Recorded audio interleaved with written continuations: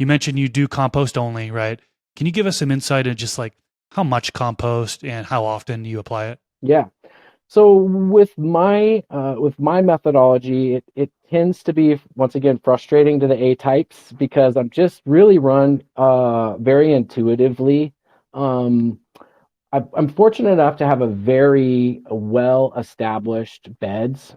Before I moved to my new location, my current location, about a year and a half ago, the beds that I had were in 3 4 by 8 by 1s, and they were like 8 years old. So very established beds. Just I could put anything in them and they would just flourish. It wouldn't have to really do anything as long as the moisture levels were on point. Everything was great. I moved into my new place and I had to add about 2.5 yards of new soil to the new beds that I built. So I've kind of got like a layered system where my upper part of my bed is the newer soil and the lower part is that older aged soil. So I really have this benefit of having a large storehouse of organic matter and biological activity deep in my beds. So I really feel like I could go quite a while without ever having to amend.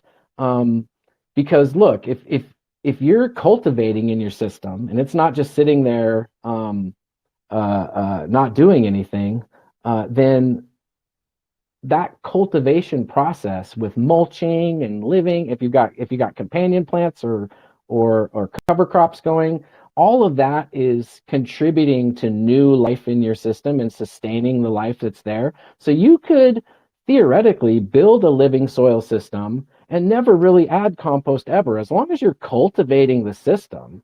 I mean, out in nature in the forest, there's nobody out there spreading compost around. It just is kind of that natural humic layer is just there. It's developed over time, and you can build that same type of system with your system, and just kind of allowing the natural process to build over time. You don't have major dry out events or major flooding events or any of those things.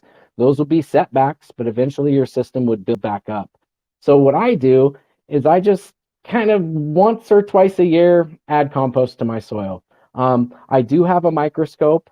I do take periodic microscopy readings just to kind of analyze, make sure everything's good. But after doing so many slides, you really just kind of know when your soil's on point. If I ended up having an overwatering event and I felt like I had an anaerobic pocket, I would try to analyze and make sure I didn't have any pathogenic fungi or any of the bad biology present in the system that could have a deleterious effect. But really, that's frankly, that's never happened. So I've stopped using the microscope almost entirely. I still think it's a valuable tool, but I've built compost so much, and my system is so stable that I know when I have good compost, and I know when my system is good, and I just kind of intuitively amend. A lot of people aren't going to like that. Yeah, I think a lot of people's thought process is that you're growing a plant and then you're removing that biomass and all the, as the plant's growing, obviously the nutrients being uptaken by the Yep. plant. So when you remove that biomass, you're removing the nutrients from the system. So that's when adding in more inputs is, a requirement really for the most part. It's not like the out in the forest where nobody touches and stuff. Well, the leaves are falling down, right? And then they're Mhm. breaking down, but everything's kind of being recycled within the same area. But when you're removing that biomass, I think that's a concern for a lot of people. Yeah, it really is. And I think that's where um, trying to wrap your head around and having a deeper understanding of kind of the Dr. Elaine ideology, where look, you don't need to worry about what the plant is taking out of the system because it'll be replenished. Like she had lots of in that course I took, there was lots of graphs and information and data where they took organic matter and extracted it and calculated how much nitrogen was available in just kind of basic organic matter that you would find in soils. And it far exceeded the amount of nitrogen that was available in to be mined, not plant ready or available, but available to be mined by biology, was like 4 times the needs of some of your most nitrogen hungry crops like corn.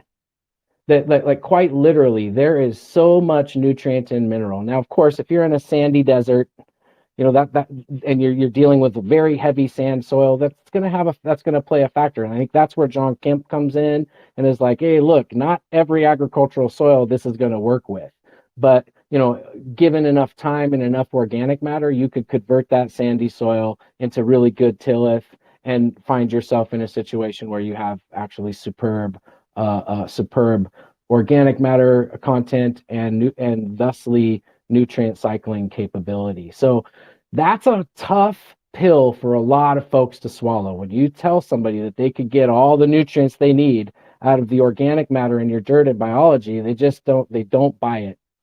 I challenge folks to try to step out of this absolutist approach and just look into it. Maybe try it. Maybe try growing without amending your soil every 6 months, or just see what happens. If you think that you've gotten to the point where you're low, run a cycle. Run a cycle. See where your yields and where your numbers are at. And my guess is that you're going to find that there's going to be a negligible difference between the two, so negligible that any number of variable could have contributed to whatever difference you're seeing. So, yeah, I hold hard and stand hard and fast to that fact that you can literally get whatever you need in perpetuity, as long as you're cultivating in that system. As long as you've got adequate organic matter and biology, your plants will be able to mine exactly what they need, precisely what they need. This clip is brought to you by AC Infinity. Use discount code MrGrowIt15 to save on any of their products.